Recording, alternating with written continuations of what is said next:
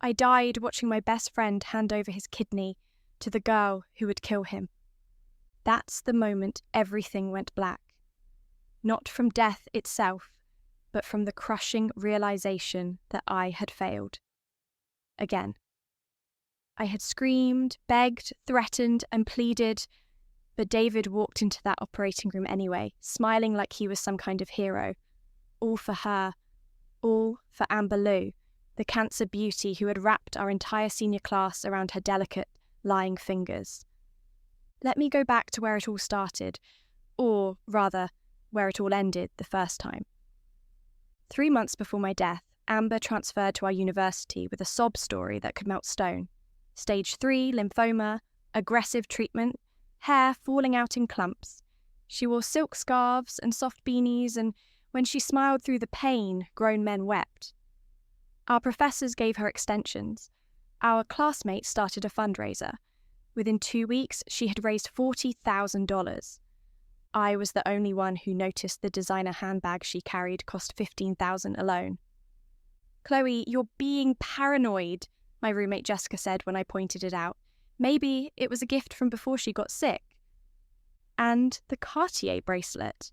And the fact that I saw her eating a full steak dinner at Morton's last week when she told Professor William she couldn't keep food down.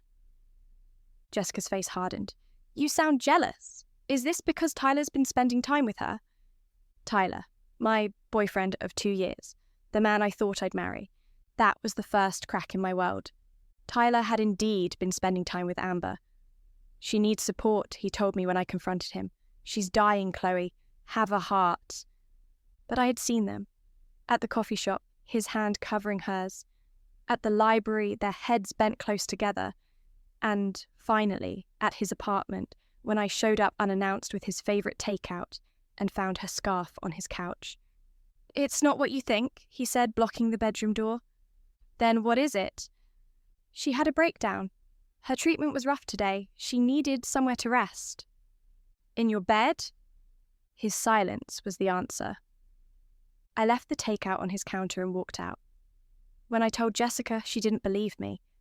When I told David, my childhood friend, he said I was letting my insecurity ruin Tyler's charity work. When I posted about it in our class group chat, I was removed within minutes, and the next day, someone had spray-painted "Heartless" across my car. But I wasn't the heartless one. I was the only one paying attention.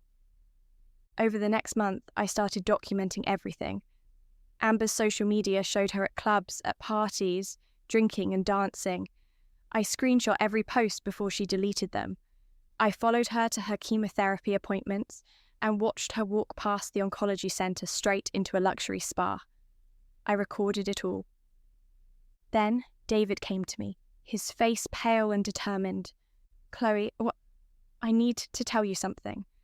Amber needs a kidney transplant. She's type AB negative, really rare. I'm a match." My blood turned to ice. "David, no. You can't. I already signed the papers. Surgery's in 2 weeks."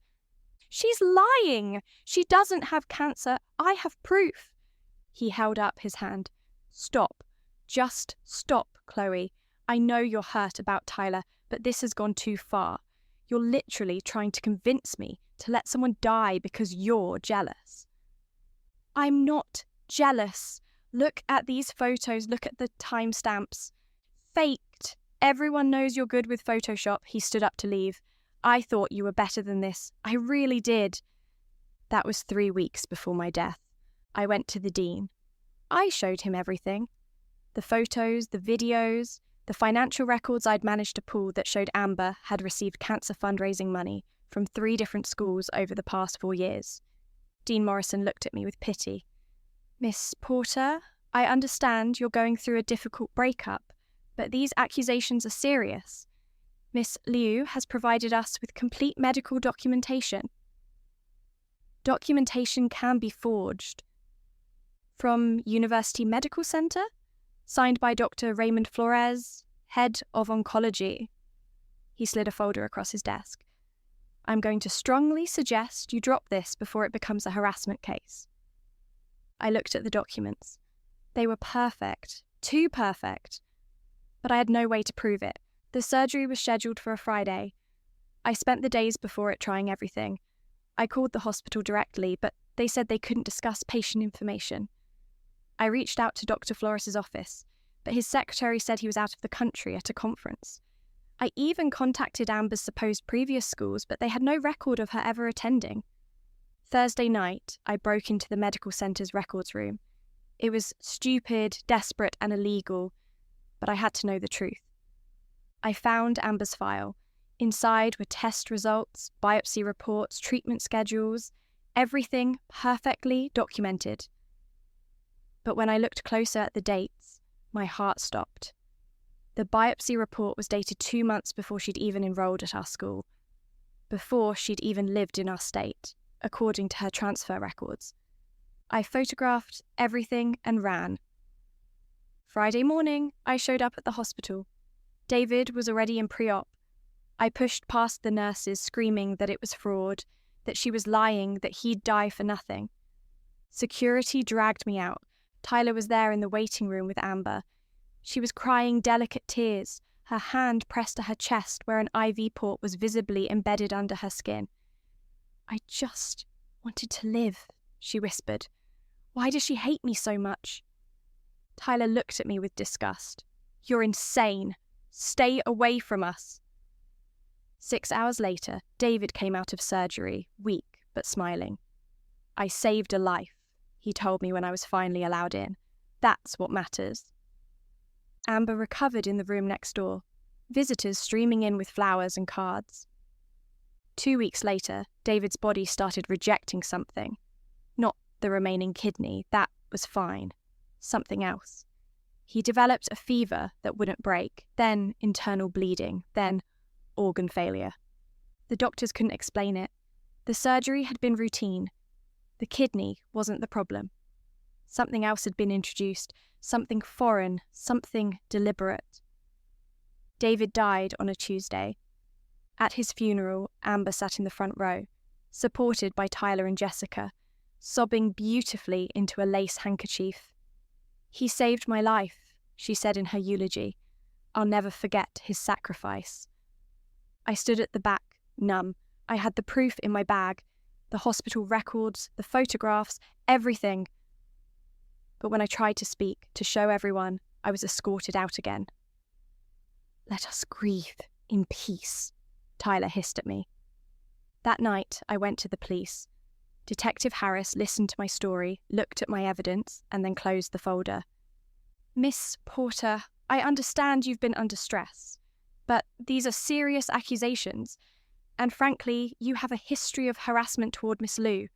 I suggest you speak with a therapist." "She killed him! She killed David, and she's going to kill more—" "Enough." His voice was hard now. "If you continue making these claims without evidence, I'll have to charge you with defamation and harassment. Go home." I went home. I sat in my apartment with all my evidence spread across the floor, and I realised no one would ever believe me. Amber had covered her tracks too well. She had documentation, medical professionals backing her story, and the sympathy of everyone who'd ever met her. I had nothing but the truth, and the truth wasn't enough. The next week, Jessica announced she was donating bone marrow. Amber needs it for her next treatment phase. "I'm a perfect match. It's meant to be." I begged her not to. I showed her everything I'd found. She looked at me with cold eyes and said, "You've become a monster, Chloe. David's death broke something in you. Get help." The bone marrow donation was scheduled for the following month. In the meantime, 3 more classmates signed up as potential organ donors. Amber had launched a social media campaign about her journey, and it had gone viral. She had 500,000 followers watching her brave battle. Corporate sponsors, a book deal. And then Tyler proposed to her, on live stream with 50,000 viewers watching in real time. She said yes through streaming tears, and the internet exploded with joy. I watched it from my laptop, alone in my apartment, and something inside me finally shattered. I had lost everything trying to expose her. My boyfriend, my best friend, my reputation. and she was winning. That night, I received an email with no sender.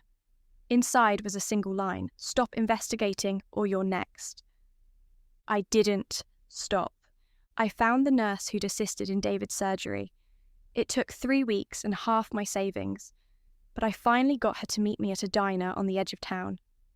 "I can't talk about this," Nurse Patricia said, her hands shaking around her coffee cup. "Please, my friend died. I need to know why." She looked around, then leaned in close. "The IV bag. During surgery, I saw Dr. Flores add something that wasn't on the surgical plan. When I questioned it, he told me to mind my own business. 3 days later, I was transferred to a different department." "What did he add?" "I don't know, but your friend wasn't the first. 2 years ago, different hospital, there was another donor. Same situation. Healthy person goes in, dies 2 weeks later from unexplained complications." "Where was this?" "St. Catherine's in Colorado. The patient they were donating to, her name was Amber Liu." My blood turned to ice. Patricia slid a folder across the table. "I kept copies. The original patient died too, about 6 months after the donor. I always thought it was suspicious, but I had no proof. When I saw Miss Liu's face on the news with your school, I knew she was doing it again." "Why didn't you go to the police?" "I did. They said there wasn't enough evidence. Dr. Flores has powerful connections. He's made this disappear before." I took the folder and left. That night, I compiled everything into a comprehensive report. 2 previous schools, 2 previous cancer battles, 2 previous donors who died under mysterious circumstances, financial records showing hundreds of thousands in donated funds. And now Amber was at our school, and David was dead. I was going to take it to the FBI, to the state medical board, to every news outlet that would listen. I never got the chance. I was walking to my car in the parking garage when someone came up behind me. I turned and saw Dr. Flores. "Miss Porter, you've been very persistent." "Stay away from me," he smiled. "I admire dedication, but you're playing a game you don't understand." "I understand that you're helping a con artist kill people." "Helping?" He laughed. "My dear, I'm not helping her. She's helping me. Organ donation is very lucrative on certain markets. Amber finds the donors. I harvest the organs. We've made millions." Horror washed over me. "You're selling them on the black market to people who need them. It's a service, really. And your classmates are so eager to help." He pulled out a syringe. "Unfortunately, you've become a liability." I tried to run. He caught me. The needle went into my neck and the world tilted. The last thing I saw was Amber stepping out from behind a pillar, her beanie gone, her hair thick and glossy and completely healthy. She smiled. "Bye, Chloe. Thanks for all the publicity. Your accusations only made people sympathise with me more."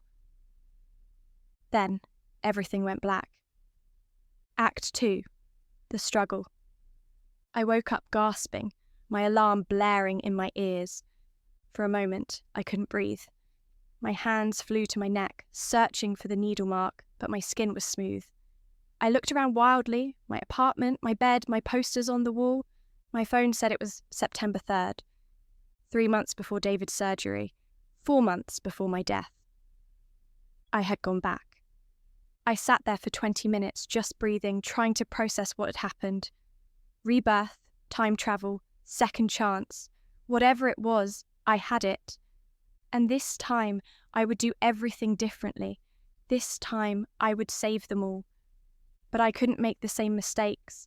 Screaming the truth hadn't worked. Showing evidence hadn't worked. Amber and Dr. Flores had spent years perfecting their operation. They had paperwork, they had credentials, they had a system. I needed to dismantle it from the inside. First, I needed allies, people who would believe me before Amber sank her claws in too deep. I started with David. I met him for coffee that afternoon, before Amber had even transferred to our school. "Dave, I need to tell you something, and I need you to trust me." He grinned. "That sounds ominous. What's up?" In a few days, a girl named Amber Liu is going to transfer here. She's going to say she has cancer. She's going to be beautiful and tragic and sympathetic. And she's going to ask you to donate a kidney. His smile faded. What are you talking about? I know this sounds insane, but I need you to promise me, no matter what, no matter how convincing she is, you will not agree to any medical procedure for her. Can you promise me that? Chloe, are you okay? I grabbed his hand. I'm serious. This is life and death. Promise me. He looked at me for a long moment, then nodded slowly.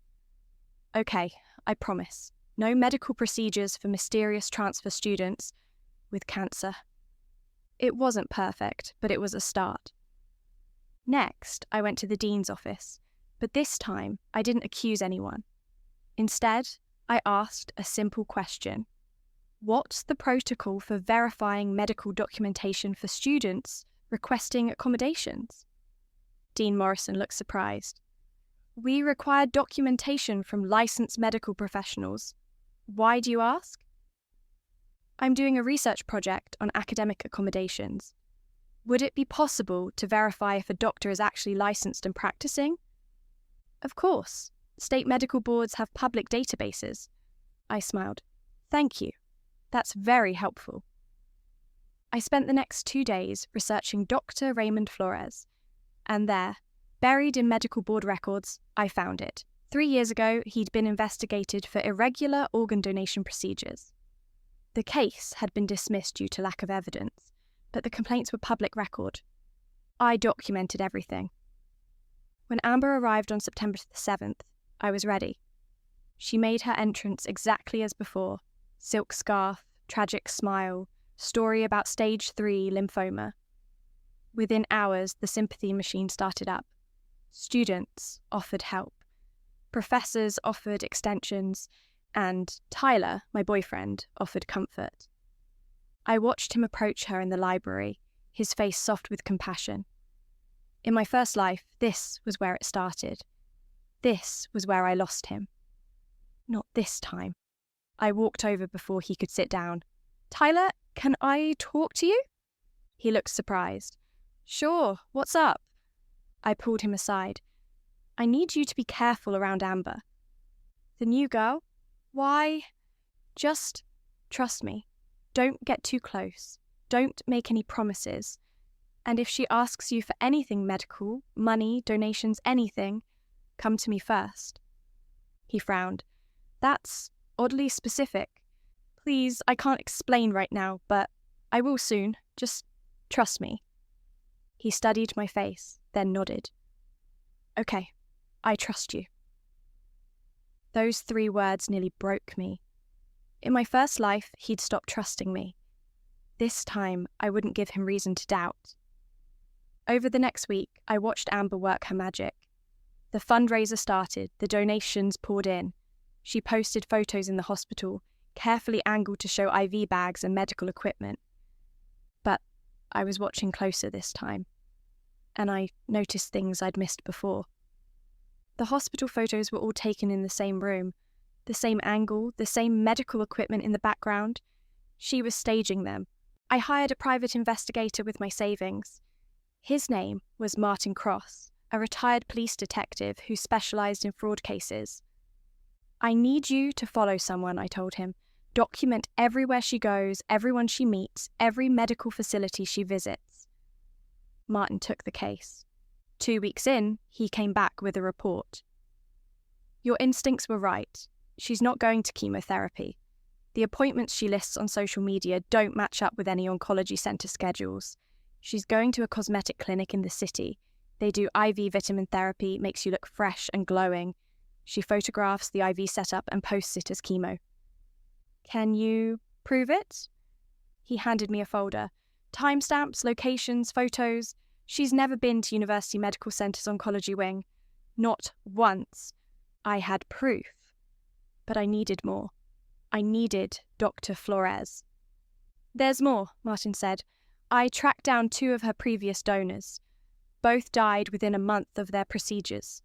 The hospitals listed Dr. Raymond Flores as the attending surgeon in both cases. Where is Dr. Flores now? That's the interesting part. He's not at University Medical Center. He hasn't been on staff there for 6 months. But Amber's medical documents list him as her primary oncologist at that hospital. Forgery. Finally, concrete forgery. I took the evidence to the state medical board, this time not as a hysterical student, but as a concerned citizen reporting fraudulent medical documentation. They opened an investigation. But investigations take time, and Amber was moving fast. She'd already identified David as her perfect donor match. She'd started the friendship campaign, sitting next to him in classes, sharing sob stories about her late mother, who died of cancer, talking about how she wished she could live long enough to make a difference. David, to his credit, remembered his promise, but I could see the guilt eating at him. "She's really sick, Chloe," he said one day. "Maybe I was too quick to promise. Dave, trust me a little longer. Please." He sighed. "Okay, but if you're wrong about this, I'm not wrong." 2 weeks later, the medical board completed their preliminary investigation. Dr. Flores' license was suspended pending a full review. The documents he'd allegedly signed for Amber were confirmed as forgeries. The news broke like a bomb. Amber went into damage control immediately.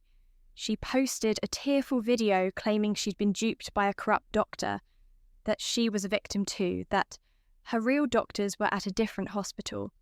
Some people believed her, but cracks were forming. Jessica came to me confused. "Is it true about the forged documents?" "Yes." "But she's still sick, right?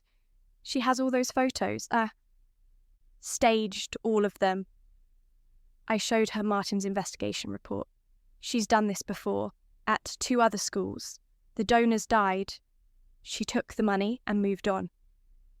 Jessica's face went white. "Oh my God! I need your help. We need to stop her before she hurts anyone else."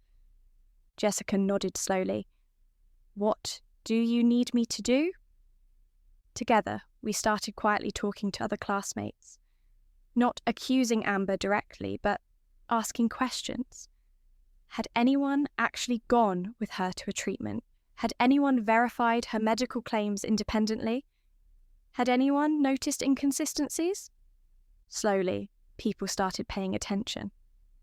Tyler came to me a week later.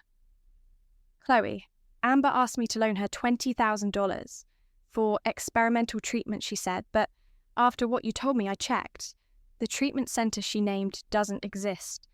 Did you give her the money?" "No, I told her I needed to verify it first." He ran his hand through his hair. "She got really angry, like scary angry. Then she cried and apologized and said the stress of being sick was making her emotional. But something felt off." "That's because she's a con artist, Tyler, and she's dangerous."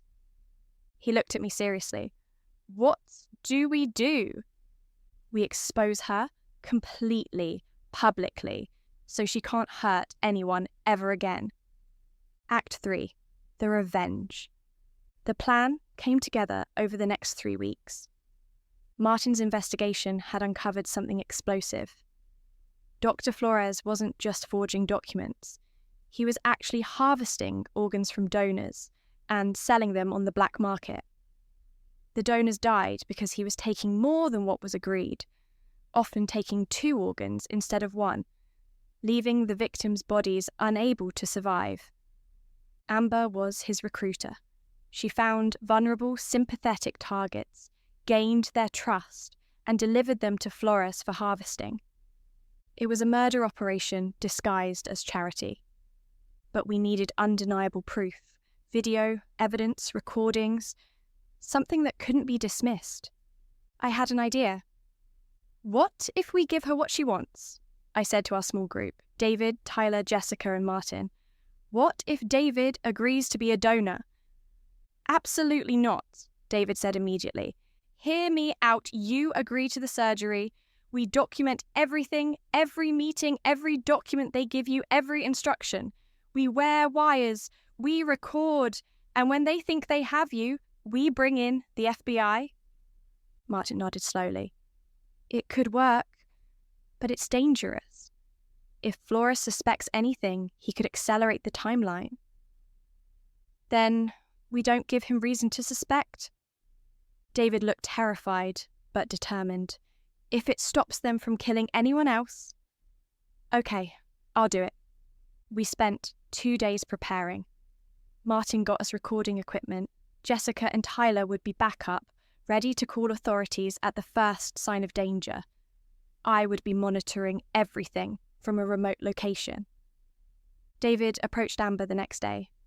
I've been thinking about what you said, about your kidney transplant. I'm a match and I want to help. Amber's eyes lit up. Really? David, that's incredible. You're saving my life. When do we start the process? I'll have my doctor contact you. Oh, David, thank you. Thank you so much. She hugged him, and over her shoulder I could see the cold calculation in her eyes. She thought she'd won.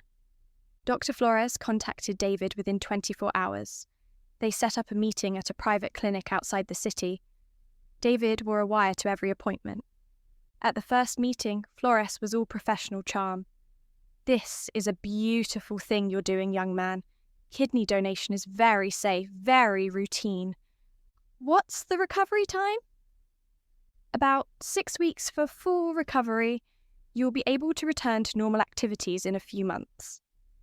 David nodded, playing the eager donor perfectly. And Amber, she'll be okay after this. Flores smiled. She'll have a new lease on life. What he didn't say, Amber didn't need a kidney. She was perfectly healthy. The kidney was already sold to a buyer in Dubai for $250,000. At the second meeting, David signed preliminary paperwork. We photographed every document. At the third meeting, Flores mentioned something interesting. We'll need you to fast for 24 hours before surgery, and I'll need you to take these medications starting a week before... He handed David a bottle of pills. Martin had them analysed. They were immunosuppressants, far stronger than necessary for a simple donation. They were designed to weaken David's entire immune system, making it easier to harvest multiple organs without immediate rejection responses. They were planning to take everything. Kidney, liver, corneas, tissue. They were going to butcher him. We had enough evidence. It was time.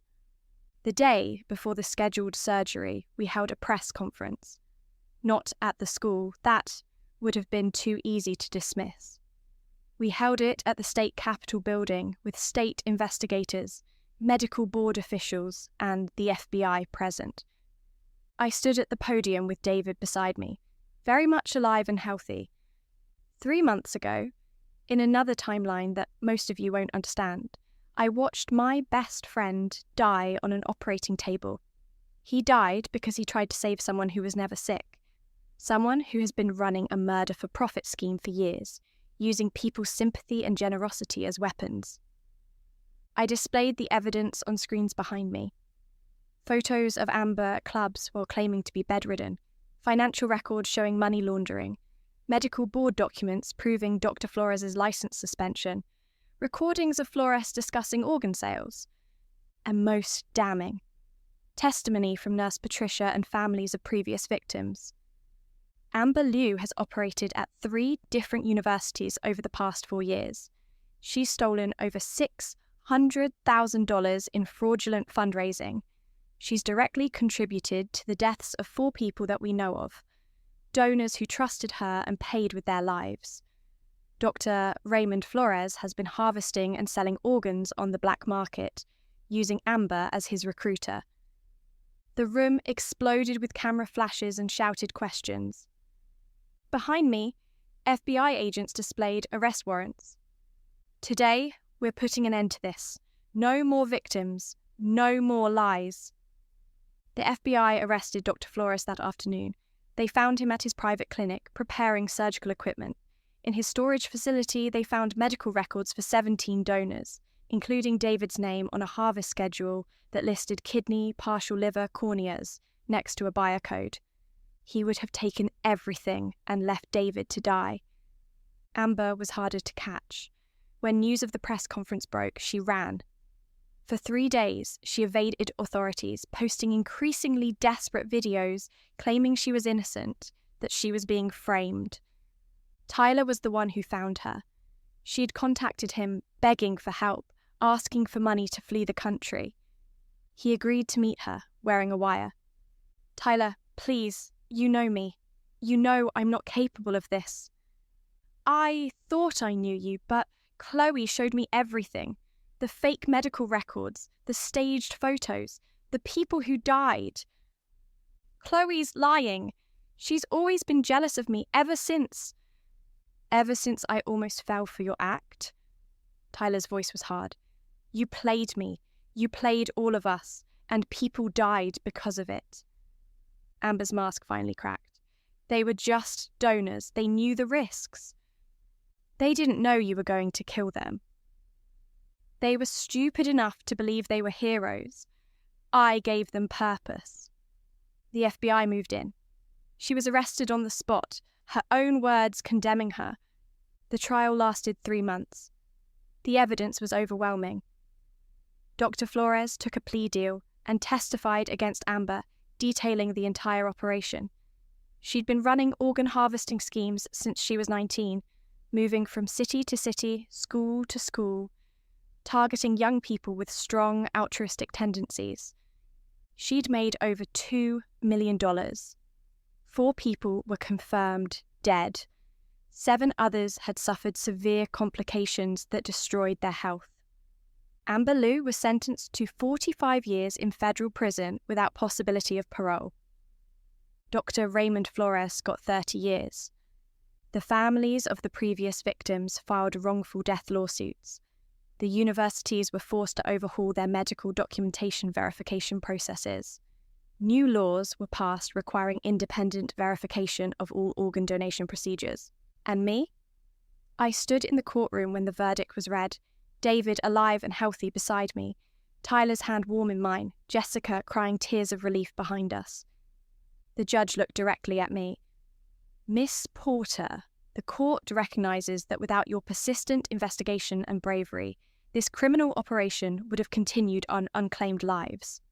On behalf of the victims and their families, thank you." I didn't feel like a hero. I felt tired. But I also felt something I hadn't felt in my first life. Peace. Justice had been served. 6 months later, I stood at David's graduation. He'd gone on to medical school, inspired by his near-death experience to become a surgeon. A real one who saved lives instead of taking them. Jessica had started a non-profit organisation dedicated to verifying charity fundraisers and protecting donors from predatory schemes. Tyler and I were planning a quiet wedding in the fall. And me? I'd become an advocate for donor rights, travelling to universities and telling my story. Not the rebirth part, that was too strange to explain, but the part about vigilance, about questioning even when everyone tells you you're wrong, about trusting your instincts when something feels off. "You saved my life," David told me at the graduation party, pulling me into a hug. "You saved your own life," I said. "You trusted me when no one else did. Because you were telling the truth, even when it was hard, even when it was dangerous." I looked around at the faces of my classmates, all alive, all safe, all aware now of how close they'd come to disaster. In my first life, I died helpless and defeated, watching evil triumph. In this life, I'd won. Not just for me, but for everyone Amber would have destroyed. The cancer beauty was gone, the truth had won, and I was finally, truly free.